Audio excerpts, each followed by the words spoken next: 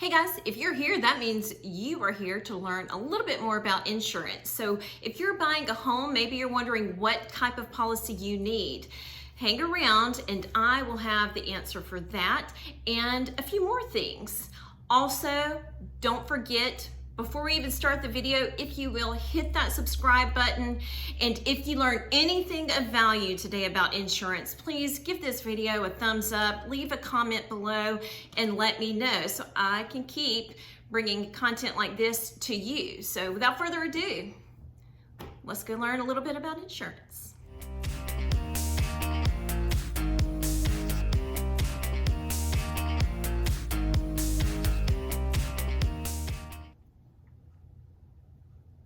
Hey everyone, my name is Erika McLean and I'm a realtor at Simply South Realty in Brockton, Alabama, and we service the real estate needs of the Wiregrass area. And today we are traveling, or I am traveling, to Daleville to speak to Miss Cressa Vega of Enterprise Insurance Agency. And she's going to help us with all of our questions that we have about homeowners insurance. So today, I am here with Miss Cressa Vega with Enterprise Insurance Services, and she's going to help us today explain a few things that deal with insurance. But before we begin, I'm going to surprise her with a little game. Okay. And it is called Say That in British. Oh, good grief. Yes, so I'm going to hold up some words. You know we have, because you and I both know, insurance will probably bore people to tears. It's important, they need it, but nobody wants to talk about it, right? It's the elephant in the room. So we have to make this fun. So I'm going to hold up a word, and you're going to teach me the proper way to say the word. Okay, you ready? Here's the first one. Privacy. There you go. There you go. Now you have to understand, I've lived here 27 years. So have you gone a little country on us? According to my mother, yes, I have. According to everybody here, I still speak very English. But if you talk, I talk to my mother every day, and she says, "Oh dear God." What have they done to my child? That's right. Well, I was called Say It in British because I had a student tell me one time that they learned how to speak British. And of course, I was an English teacher, and I was like, that's not a language. But anyway, all right, you ready for the next one? I'm ready for the next one. Herb. Advertisement. So you do this one. Neither. Or neither. Mobile. Oh, this is going to be a good one. Oh, there's a story behind that. Water. This is my favorite. Basil. I watch Gordon Ramsay. I love it. Tomato.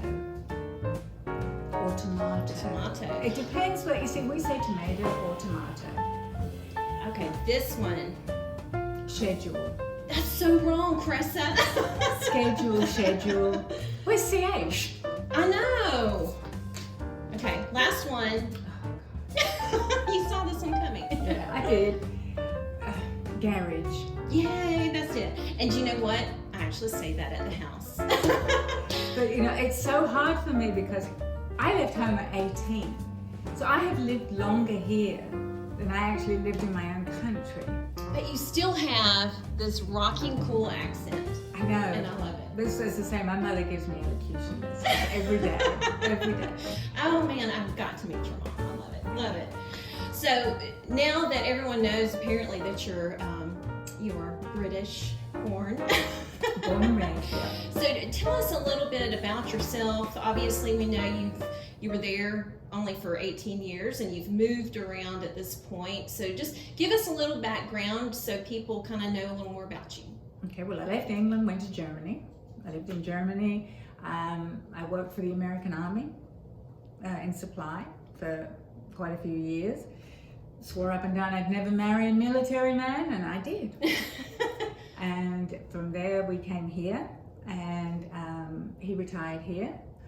And we got here in '93, and I started working in the insurance business in '93 in September.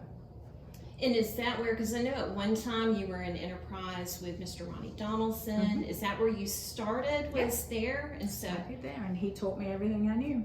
And he retired in 2015, and we went what is known as an independent agency. So we were allowed then to sell more than one company. So we sell multiple companies. Yes. Now, when we were with Mr. Donaldson, we were only allowed to sell one major company. We had a few smaller companies like Progressive and Foremost, but our main company, we only had one major company. And when he retired, we just went independent, opened up enterprise insurance. So now you're more kind of like an insurance broker. Yes, you could I say guess. that. Okay, so what you're doing is trying to get the best quote from your client from all of the resources that you have. Yes. Okay. So let's just go ahead and get into why we're actually here, and that's to talk about homeowners insurance. We may dabble in just a few other little areas, but this is something a lot of people don't think about unless they're actually buying a home. So the first question that I have is, what do buyers need to know about the importance of buying the right type of homeowners policy? Well, it's very important, first of all, to know what you're buying. There are a lot of policies out there that don't give you the coverage you need. You need to make sure that your home is covered for all the catastrophic losses that are out there. That is what your homeowner's policy is there for, catastrophic losses. It's not there for maintenance issues, it's there for your hurricanes, your tornadoes, your sudden and accidental losses, lightning strikes, burst water pipes, that kind of thing. You can buy two kinds of policies. Replacement cost policy, which is going to give you a new roof for an old roof, a new refrigerator for an old refrigerator, or you can buy what is known as an actual cash value policy, where everything will be depreciated by its age. So if you have a 10-year-old roof and it gets torn up in a tornado, they're going to look at your roof, they're going to say, your roof is 10 years old, it's got a 20-year lifespan, we're going to depreciate it by half. So your $6,000 roof, we're going to pay you $3,000 minus your deductible. So looking at it from that perspective, then, as far as the coverage, is there going to be a difference in price between the two? Which one is more expensive? The replacement cost. The replacement cost, okay. Yeah, so when you're looking at buying your homeowner policy, it is very important to understand what you're paying for. A lot of people think, okay, well, I'm buying this house, I need to get the cheapest rate. You get what you pay for. Okay. When you have these losses, and you go in and you think, okay, well, I only paid $800 for my insurance. You get what you pay for.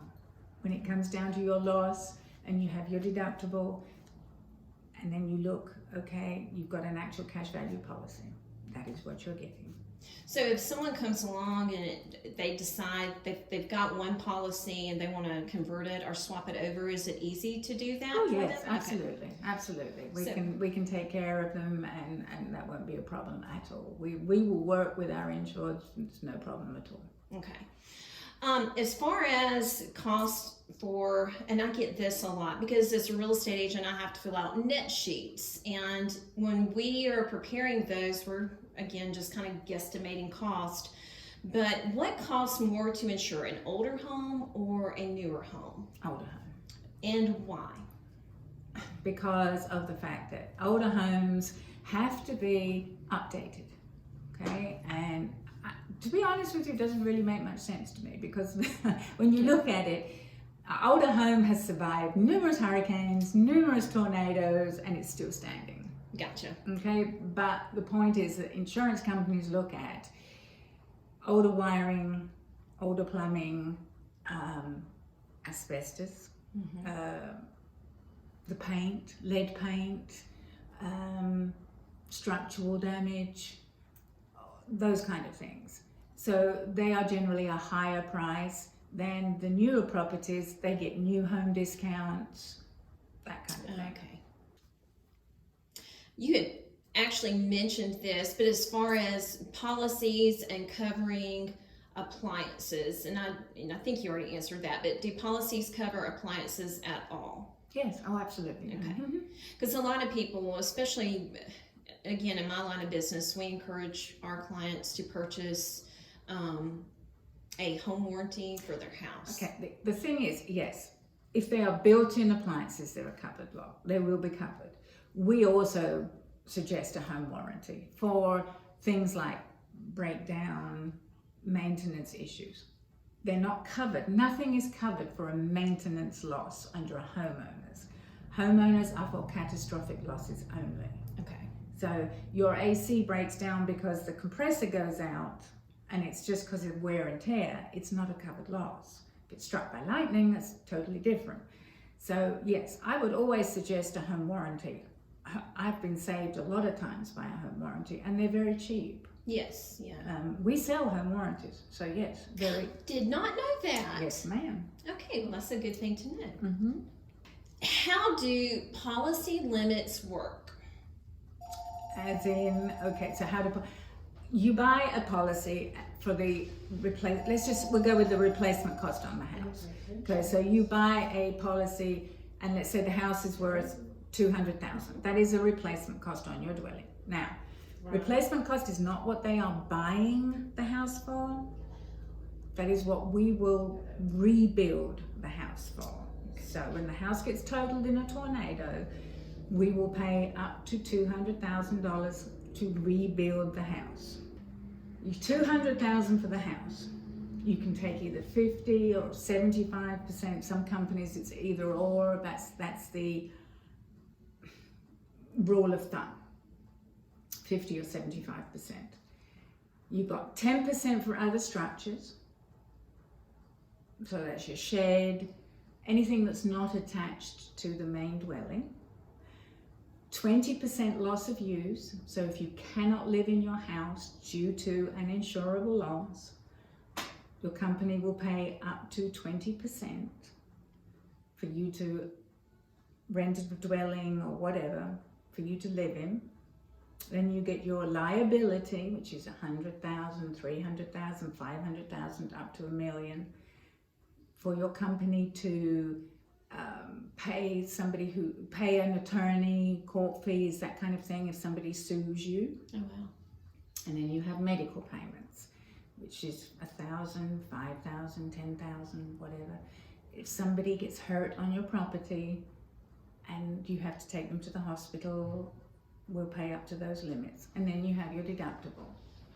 So those limits outside of the dwelling, you don't actually pay a fee for. It's just that main $200,000 house limit that you're paying for. The other limits are included in that payment that you pay out there. And you can change those limits below, up and down, so each comes kind of like in a...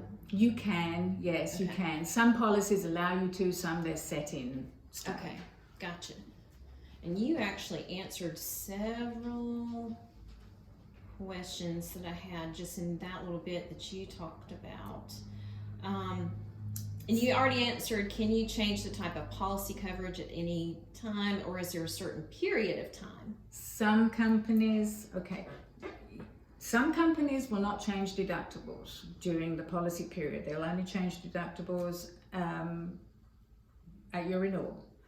You certainly cannot change your deductible when there's a storm on the horizon. That's a no-no. And most companies will allow you to change coverage. Like if you were to buy let's just say you go out and you buy a shed, and the coverages that you have on your other structures is not sufficient to cover that shed, then they will allow you to increase coverage on other structures. Okay, that makes sense. Mm-hmm. Or if you add on an addition to your house and it increases the value of your house, they will allow you to do that too. Okay. So hurricane season, do you get a lot of people coming in? We need to change some Yeah. stuff around. we can't, you know, once a hurricane reaches a certain area in the Gulf, 90% of our companies stop us from binding coverage. Okay, so it's pretty much at this point, if you've not come in before now, it's Yes, it's so they can come in after if they need it. 70. Yeah, I think it's 70 hours afterwards. Okay. After a major hurricane is hit, they tell us we can't bind coverage. Okay. We can't even change coverage. We can't add comp and collision to the cars. We can't. We are cut off. Okay. And again, tornadoes, it doesn't really matter because those are just No, they're pop-ups. gone. It's not Yeah. like you can come run in for that, but Yeah. a hurricane, I guess, is kind of a biggie. Yes. Yeah. And we do get those here. Oh God, yes. So Mhm. that is something people need to Mhm. think about. Are there any advantages in paying a premium in advance rather than allowing it to be paid from escrow? So a lot of, again, new homeowners or home buyers in general allow the mortgage company to pay out an escrow. And I have to explain some stuff because some of my viewers may or may not understand how this works. So do they get any kind of a benefit from paying up front, or? No, not really. Because I mean, escrow is much easier for them. I mean, because it's other than their mortgage payment will be cheaper. Yes. That's the only benefit that I can see, because basically they don't have to think about it if it's included in their escrow. That's how I did mine, and I think too a lot of people don't understand that, especially if the seller has paid prepaids for that year, that they've probably paid for their insurance premiums. So the following year they may notice their mortgage payment goes up, and that's probably because now at this point they're having to pay insurance out of escrow and their taxes out of escrow. Absolutely. But one thing I will point out is 9 times out of 10, within 30 days of buying their home, their mortgage gets sold. That's true too. Yeah. And it's very, very important that these people remember to contact their insurance company and let them know, because the new mortgage company generally does not. Yes, and that's true. That happened to me when you actually had my house covered with you, and that happened to me, and you were on top of things, and you kept me updated because I would not have known that otherwise. Without, they don't without you tell telling them. me. Yeah. And they don't tell us. Most of the time they do not tell us. So when it comes to your renewal, we're billing your old company. Yes. And your insurance is going into pen cancel status because we're not getting payment. So when people are selling, if they've sold a home, they need to call whoever their insurance is with, let them know we've sold the home. And if they're buying, of course, they're going to reach out to you anyway, because they're looking at the different policies that they're going to need. Correct. But the big thing is for people to make sure they call and let you know that they've sold the Mortgage has home. changed. Or mortgage has changed. Yes. Yes, because I can't bill the mortgage company if it's in escrow unless I know who the mortgage company is. Okay, got it. So if you were paying for a home in cash, do you have to buy homeowners insurance? Absolutely. I mean, that's your investment. I mean, you know, you invest $125, I would want to protect it. Yes.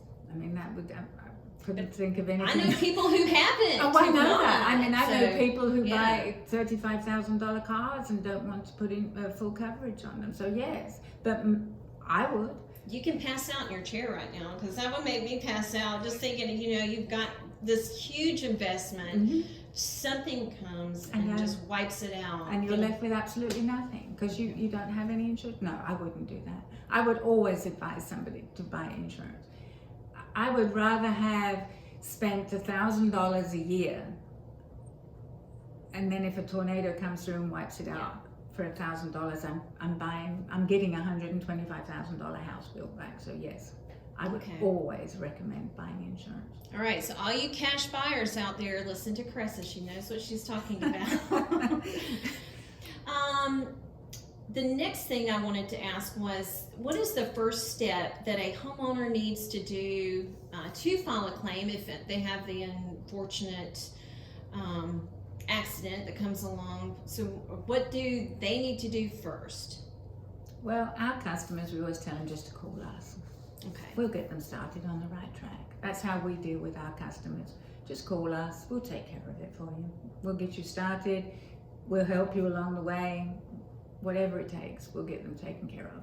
And that's a great thing about dealing with local people. You can just walk in the office, right? That's exactly right. You can just walk in, you can pick up the phone and talk to us. We'll get you, I mean, you know, it's always the same people. Yes. When you deal locally, you deal with the same people. Yes. This was one that I didn't know about. If you own a home and you decide to rent it out, do you have the same policy, or are you going to have to change that policy? No, you have to change the policy. That's why it's a homeowner's. It's, you don't live in it, therefore it's no longer your home. You change it over to a rental policy. It becomes a landlord policy. And what does that actually cover? Covers the home and liability. If you leave contents in the home, then you can add on content coverage. But it generally just covers the house and liability. Okay.